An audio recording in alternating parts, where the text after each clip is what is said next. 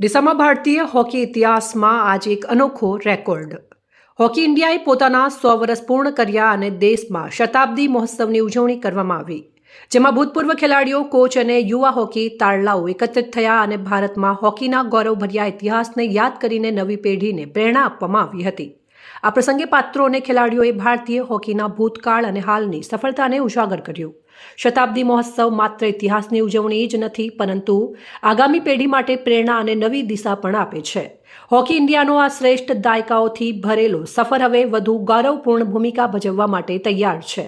આ હોકી ઇન્ડિયાનો શતાબ્દી મહોત્સવ સરદાર પટેલ હાઈસ્કૂલ ડીસા ખાતે ઉજવવામાં આવ્યો હતો, જેમાં હોકી બનાસકાંઠા અને ખેલો ઇન્ડિયા હોકી સેન્ટર બનાસકાંઠાના યુવા હોકી તારલાઓએ ભાગ લઈને એક દેશ એક સદી સૂત્રને સાર્થક કરી આ શતાબ્દી મહોત્સવની ઉજવણી વધારે સફળ બનાવી.